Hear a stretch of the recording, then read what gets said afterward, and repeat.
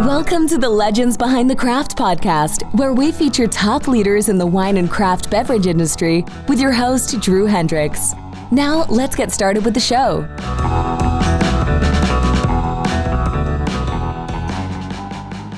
Drew Hendricks here. I'm the host of the Legends Behind the Craft podcast, where I talk with leaders in the wine and craft beverage industry, from tech gurus like Paul Salcedo at Bottle Van, whose innovative technology enables wineries to turn their wine labels into a digital experience, to today's guest, Erica Harrop, whose global packaging company enables wineries and craft beverage producers to access innovative bottle designs sourced throughout the world. Today's episode, it's sponsored by Barrels Ahead. At Barrels Ahead, we work with you to implement a one-of-a-kind marketing strategy, one that highlights your authenticity, tells your story, and connects you with your ideal customers. Erica, in short, if you're a business looking to retain a winery or craft beverage producer as a client, Barrels Ahead will figure out a plan to make it happen. Go to barrelsahead.com today to learn more. Now, before I introduce today's guest, I want to give a big thank you to Michael Bergen. On last week's show, Michael and I discussed the latest innovations in screen printing for bottles. If you're looking to level up the emotional impact of a wine brand, you've got to check out this episode. I was truly amazed to learn about some of the color possibilities that are now available through screen printing. I'm super excited to talk with today's guest, Erica Harrop, owner and founder of Global Package. And I want to thank sensory branding expert Dr. Hobie Wedler for introducing us. Erica founded Global Package 15 years ago after leading successful glass companies for over 20 years. Her international education in Enology set her up to be a great partner to the companies that work with her and her team. Their international reach makes them a leader in glass sourcing. Welcome to the show, Erica. Thanks, Drew. Glad to be here. I'm glad to have you on. So, Erica, tell us a little bit about yourself. Well, I have always wanted to be in the wine industry since I was about 16 years old. I love the aspect of the agricultural side. Being a scientist out in the vineyard was fascinating to me. So I became a winemaker. And then back in the 80s, found a tremendous opportunity working in the glass side of the business. And it really developed my passion both for the wine industry, but also for the glass industry. The wine industry, because I got to visit the most beautiful places in the world, like the Okanagan up in Canada, and I got to be in Oregon and see amazing things being done in different wine regions while I was representing glass companies. And so I fell into that, and fortunately speak other languages, so I was able to travel around Europe and visit the glass directly. So it's made a very holistic life for me. Been very fortunate. That is awesome. So your background's in enology and winemaking. Where did you get your education? I went to school, started out at Cal in a different industry, in a different field, in chemical engineering. Then I went to Davis, got my degree there. Also have a degree from the University of Bordeaux in winemaking as well. And I got my MBA also at Sonoma State. Oh, nice. What was it like learning in Bordeaux? Back in the early 80s, it was fascinating. What was really interesting, I was 20 years old, and I was incredibly fortunate to be in school with some of the young contemporaries who came from their parents owning wineries in Bordeaux. And I was, by accident, set up to work for the Moex group, and was very lucky to have spent time with Christian Moex and Jean-Claude Barrouet, some of the great historic names in our industry who are brilliant. And we had a heat wave hit in Bordeaux in 1982. So they turned to the Californian, who had never really worked much. And I'd worked in one winery, but not seriously, and said, "What do we do?" I don't know what you do in Bordeaux if you have a heat wave.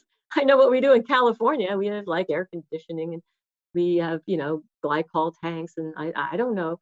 So it was really a funny experience, actually. Oh man, that must have been fantastic. It was How'd great. you make I was the there for a year and a transition? half. How'd you make the transition from winemaker to glass? So I had been working in a few wineries, and also for the Remy Martin distillery, which was here in Carneros for a number of years. under Jack Davies, another person who I was so fortunate to know, brilliant in the industry, having come from a different industry.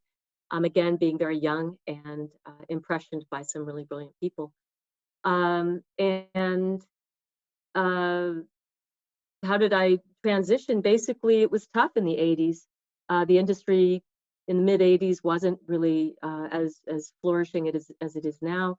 Wineries were smaller. Being a woman, a young woman, it was difficult. I was asked often, can I lift a barrel to the second row? And the only thing in my mind was, I don't think anybody should be lifting a barrel to the second row.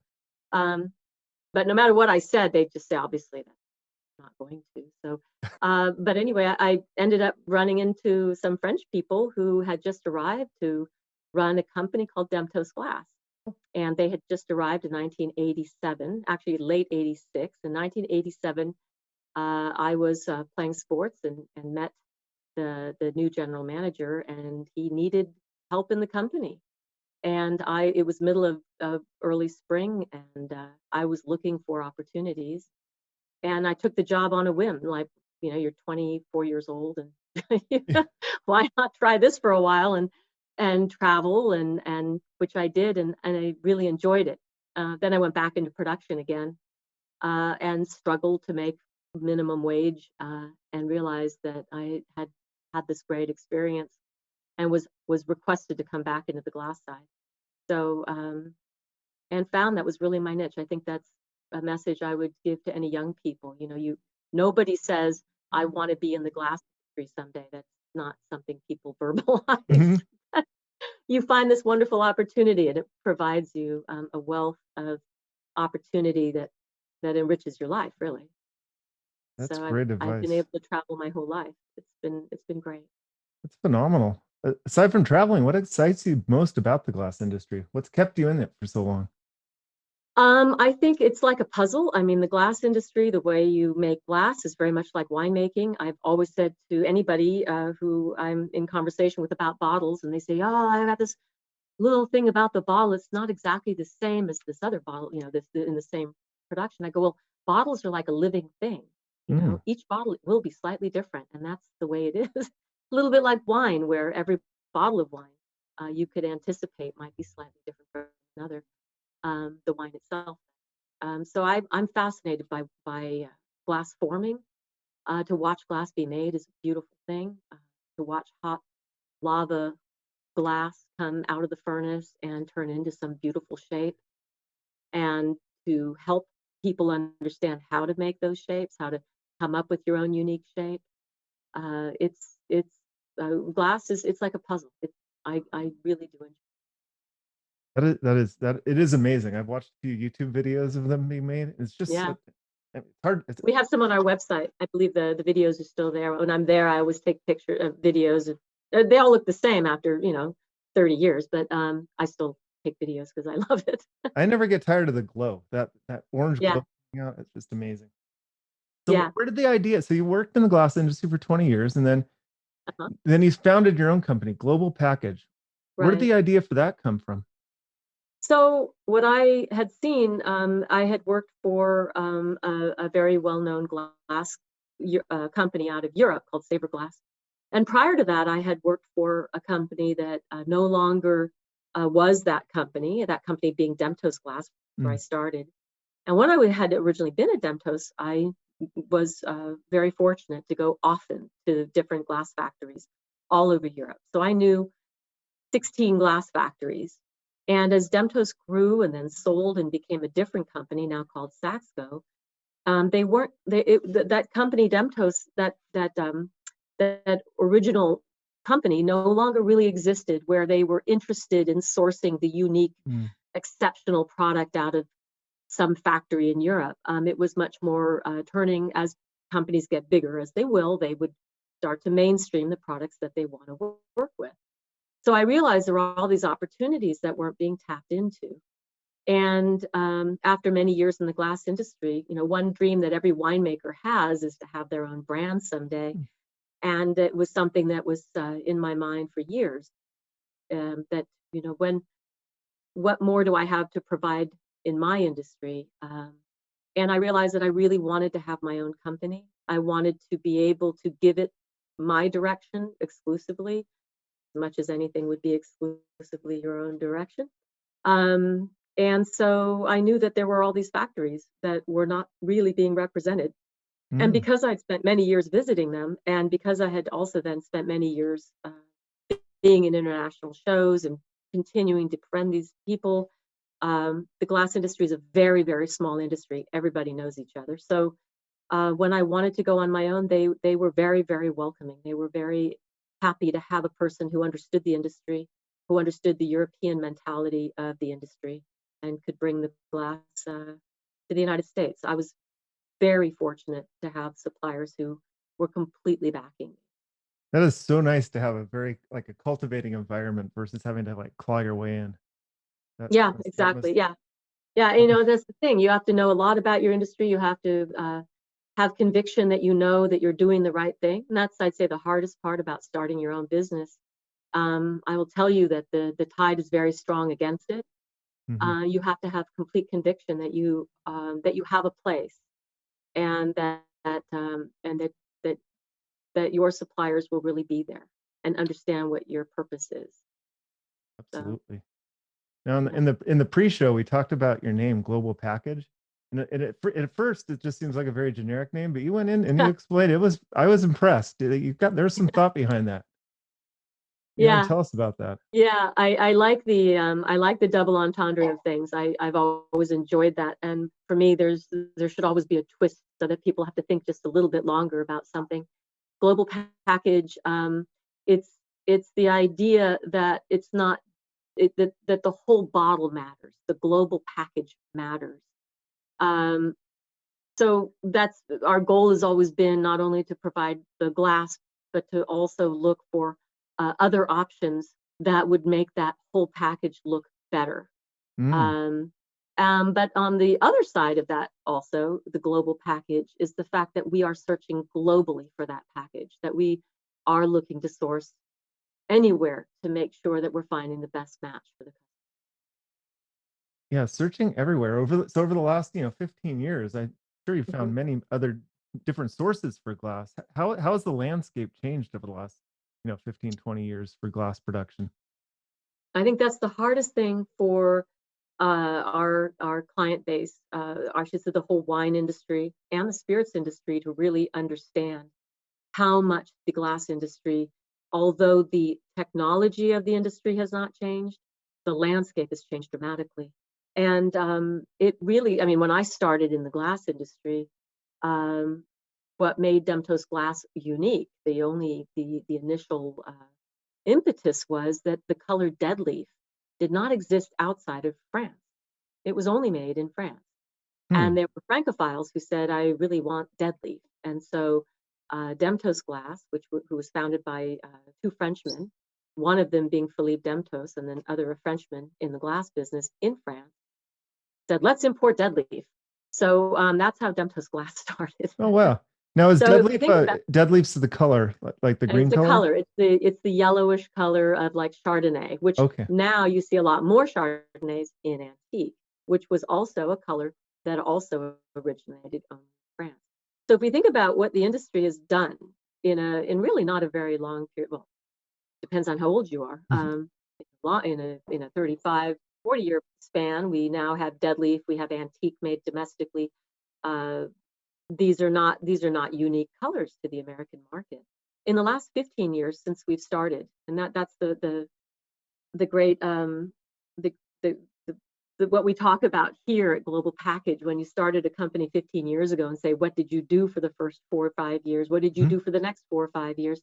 Well, here it's almost we can map it out to almost 12 months. That every 12 months it seems like the industry is changing so quickly. And what's nice about a smaller company is that we keep changing with that industry. So for instance, when I started in 2006, that was just before the Great Recession that everybody knows. I mean, I think if anybody was over the age of 8, they probably know that there was something going on. Um, and so at that time, when I first started, my goal was only to be working with European glass because that's what I knew. And the only alternative would be domestic glass. And 15 years ago, there were very, very few specialty bottles being made domestically. That wasn't really, you didn't look domestically for anything that's special, even if maybe they were making it. But during the recession, the currency exchange blew up. It went to 1.55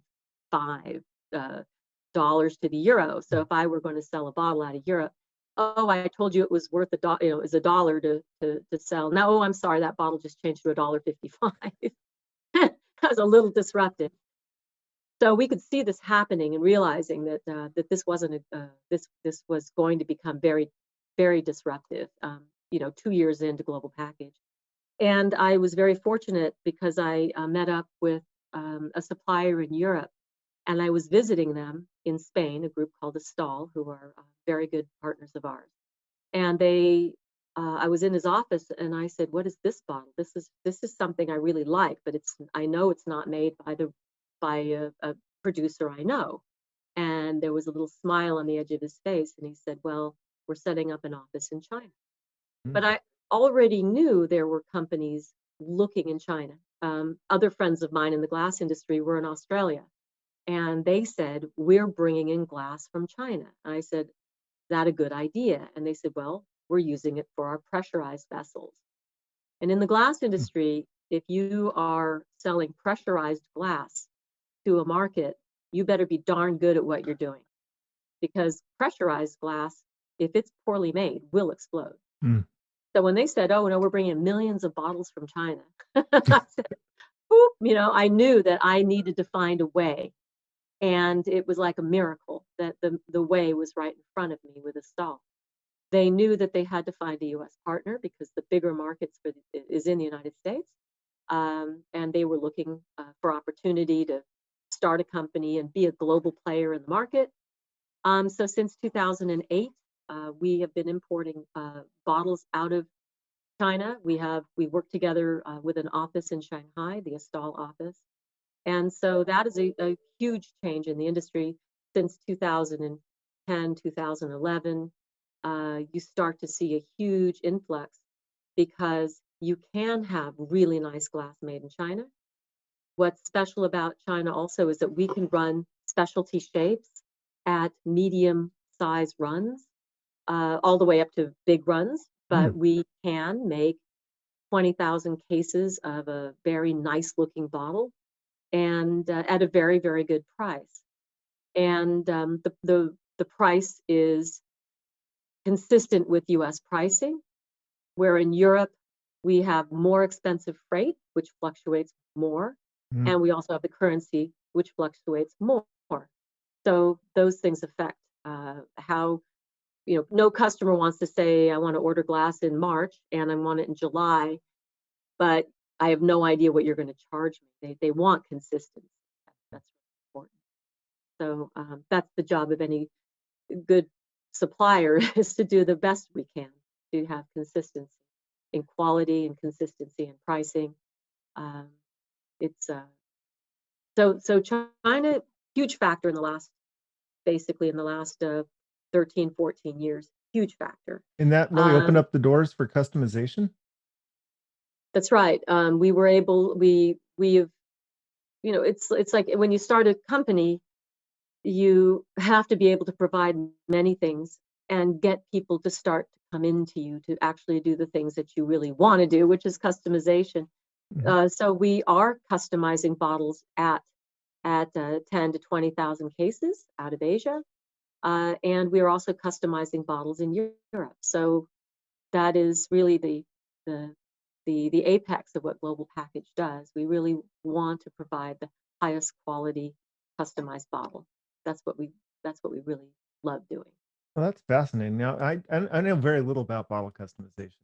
Now, if I'm a Sure. winery wanting to kind of, stand out on the shelf, aside from the normal Bordeaux bottle, how does a winery go about starting? Do they work with you to design the bottle, or does their designer design a bottle and then send it to you? How does the customization process work? Yeah, well, we have tremendous designers in the United States and worldwide. I mean, designers are, people say, "Do you do design?" It's like that's a whole industry. I highly respect design. I highly respect great design. So what we understand is how to work with the glass, how to get the outcome to work properly. Sometimes people say, I really like the existing bottle. Can I put my logo in it? I think I have an example here. This is what we did. I don't know if you can see it very well, but we've done this for Satui. They have their crest.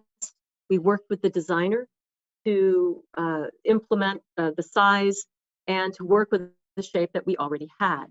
This is a shape that we designed, and that the customer then liked that shape and said, is there a way we can do that? And it was a very simple project that we did with the designer.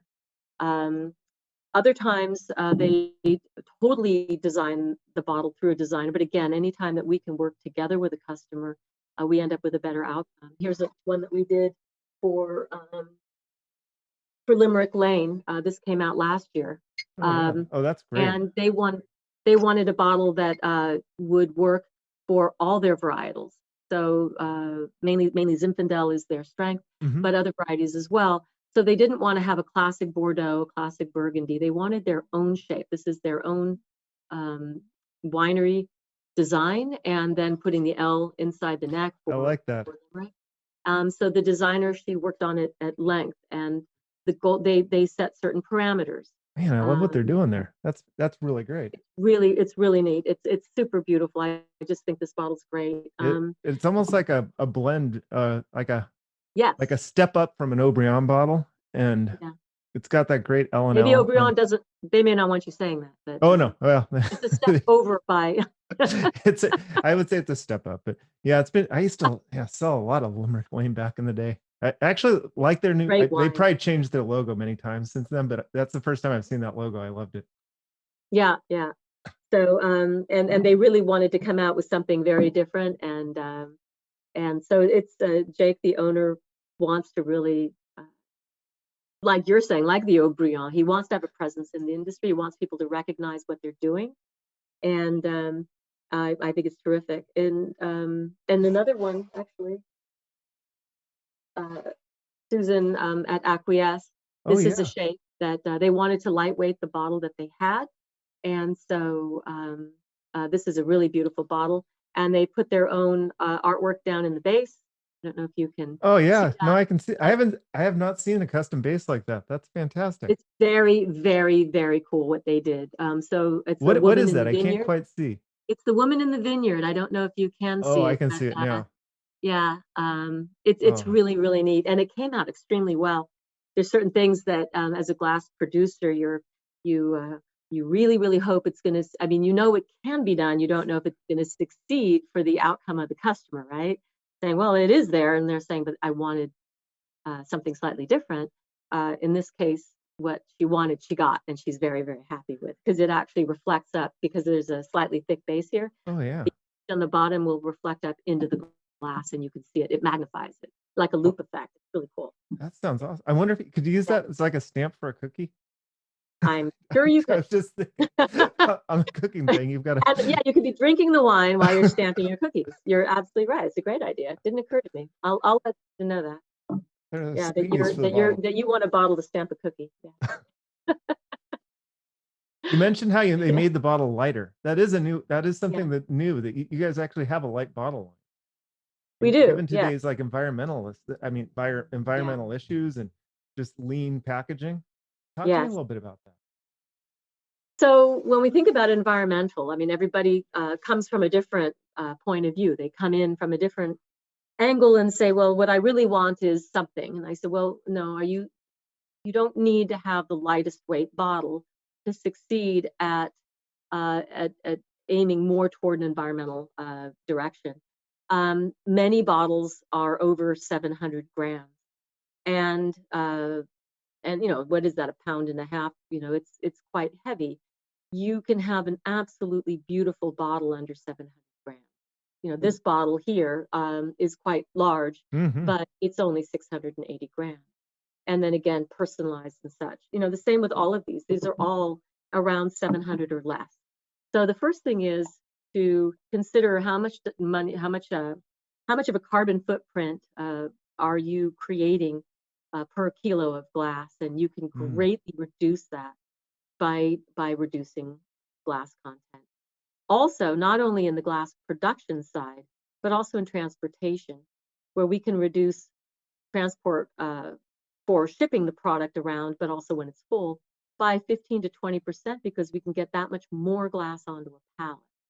Mm. So not only in the glass forming side, and I would say that the glass industry, although it is a very old-fashioned industry, the more modern factories are very, very conscious of sustainability because they know that they're potentially uh, big contaminators. They're putting Mm. in these scrubbers that take the CO2 and the NO out of the exhaust and recapture that. So there are some very sophisticated methods now for the glass industry, and for Global Package, the Elegant Light line. When we designed that, that was what we did originally for the China to produce in China to bring into the United States, was to say we're not just going to make a standard product.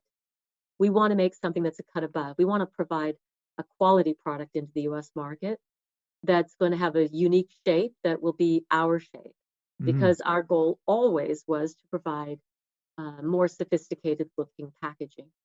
So we designed the Elegant Light.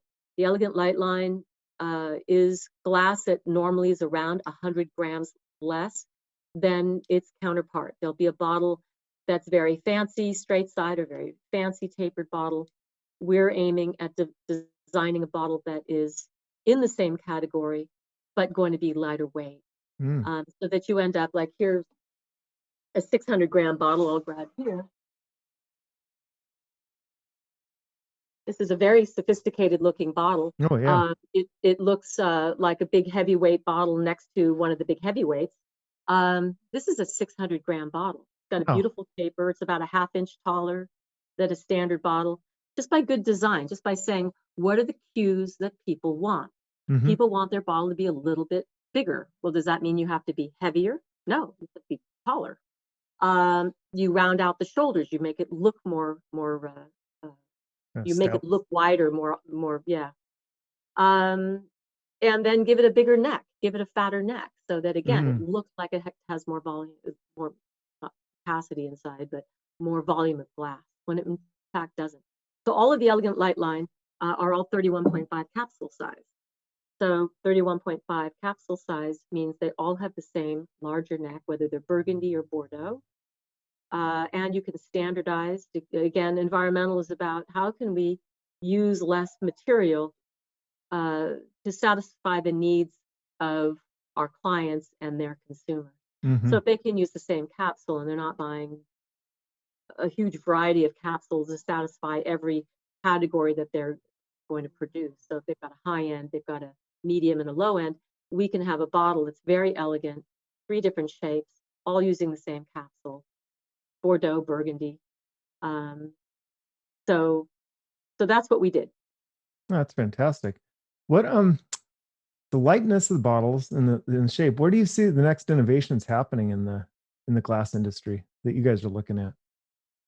The next innovations, a lot of things that are happening are going to be in the spirits industry. It often is what's pushing the wine industry, because decoration. You mentioned Mike Bergen. Mm-hmm. What Mike's doing for decoration is just phenomenal. I mean, that just puts people's brands in a new category. Um, Yeah, he was talking about iridescent inks and glow in the dark yeah, inks, and I couldn't great, believe isn't it? that. I mean, imagine that you're taking your wine, you're focusing your wine to be in a certain type of a market. You can make a subcategory of your wine to go into a certain market, and it can glow in the dark in the clubs in Vegas or whatever. Yeah. That's great. Again, we always talk about the fact that maybe we talk less about being wine snobs, but still, how do we provide our product, to a different market than the one that looks just like us? So that's where I think Mike Bergen is right on. Estal also is designing many, many different, when we talk about the environment, when we think about what Estal is doing, which is really, one would say, evolutionary to the glass industry. They are making what's called wild glass, and wild glass is Wild glass glass. that's almost 100% recycled. Now, Mm. realize in a glass furnace, if we can reduce, I forget what the number is, if you can add 10% more recycled, you're producing some huge number less carbon dioxide out of the furnace. Sure. So in the case of wild glass, almost 100%, the environmental aspect of this glass is amazing. Wild glass, it's basically, at this point, we only have it in the lighter color. They're going to be making it in the darker color in the next few months. Can a consumer tell that it's wild glass, or is it, well, looks like a Well, glass what's bottle? making it unique is not only the color. So imagine that you go into a store, and what do we know about the glass industry? We say, I want my dead leaf color to look this color of dead leaf. I want my flint to be purely flint. In wild glass, if you're saying 100% recycled glass, you can't decide what the color will be. Now, they are going to only put into the furnace certain colors, but if you say, gee, the last time I bought it, it was a little bit more blue, but this time it's a little bit more green, or a little darker than it was the last time, then I would say, terrific. That's what makes wild glass so unique. You're going to get something different, probably every time. That's not, that's actually the attribute of the glass, that you show that you are being environmental by not marginalizing the furnace when it's in production. Mhm. So every time we have to throw away 10 or 20% of the glass for some reason, like, oh, we don't like the color, we're not going to produce for 4 hours while we correct the color in the furnace. That's 4% of capacity that can't be produced, not 4%, 4 hours of capacity. If we say, gee, I noticed that there's a little blemish, little teeny seeds. Seeds are like little bubbles in the glass. Oh, I don't like those little seeds in the glass. You need to dispose of all that. That's another 5% of the production that goes down the tubes. So things that are cosmetic are often the largest reason why glass gets disposed in the furnace, why the output of the furnace isn't that great. So wild glass is saying, keep all the cosmetics in, things that are only visual. They don't affect the quality of the glass. So that is the selling point of wild glass, to say that throw out that old idea of what a perfect bottle should look like and consider the environment. So that is something that's going to be very, very different for the future of the industry, because I do believe Estal wants factories to do this. Right now, they are having a factory in Italy do this. But in the future, they want to see the industry move in that direction. It will be healthy for the glass industry. It'll be healthy for the environment. It's a great opportunity, I think, for the world as we know it. Imagine that you are getting some organic food products in jars made in glass. We all know we would rather have milk in glass, but just imagine that it's in a color that is always not the same color. You know that's actually meant to be that. And those variations and imperfections are, in a lot of industries, are a new mark of beauty. I mean, it shows that artisanal Exactly. nature of it versus That's just the exactly standard right. consistency. Yep. That's Great to see the exactly right. glass industry moving in that direction. Yeah. Yeah. Well, we would love to see the education pass on through both our client base, and people are interested in it. It's one of those, it's like, well, putting your foot in the water slowly, but we have some people who have really embraced it and very excited, and often in smaller quantities. But I mean, really in the last 6 months, I've seen a huge change. It's been worked on for almost 2 years. And Wow. again, it's happening in Europe. So everything here, our adoption rate for unique packaging is much, much slower than it is. I So can think of a couple dozen wineries that are very into biodynamics, very into sustainability, that yeah, this would just have add to their yeah. story and just further support that they're walking the walk and talking the talk. No, you're absolutely right. The hard part, of course, is, the hurdle that you can never get around, is that you still have to transport it here, and you have the currency exchange. So it still is European glass. It's not going to be, people often put environmental with low cost. Hmm. Not always, but you, you have to start somewhere. So it is doing extremely well in Europe, and I want to see more and more of it coming over here. So that's also where, in the spirits industry, I am seeing this work in the wine industry. In the spirits industry, they're already used to spending a little bit more money on glass. So I am seeing a little bit higher adoption of spirits. Well, that's good to know. So, Erica, what else should people know about Global Package?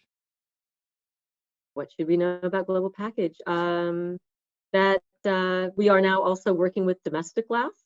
We started about 4 years ago, and we are very, very fortunate that we did that about a year or less before we started having duties and tariffs.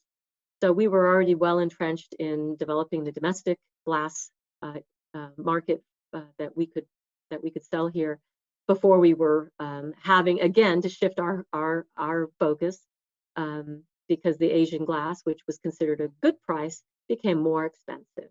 So then we have domestic, we have Asian glass, we also have European glass. Custom molds we do in both Asia and Europe, depends on the design, on the request of the customer, what do they envision the future of that product to be.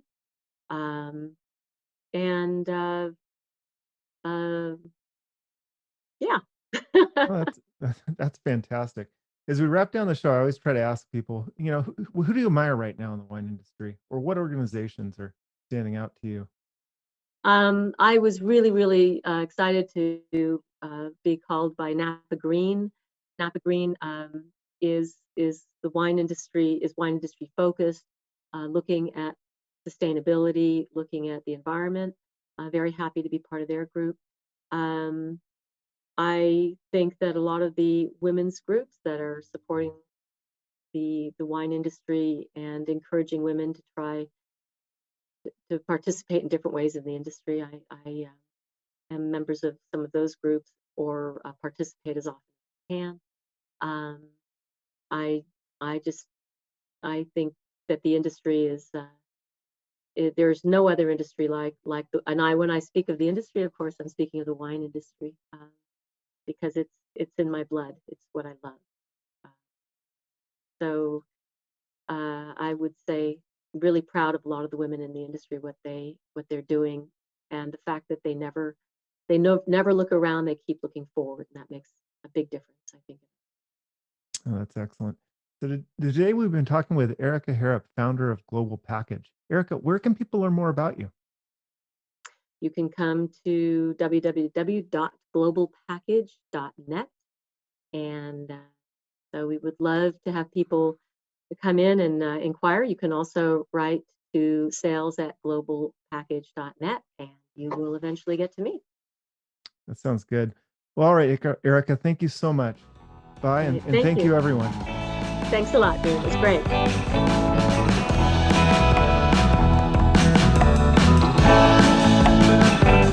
Thanks for listening to the Legends Behind the Craft podcast. We'll see you again next time, and be sure to click subscribe to get future episodes.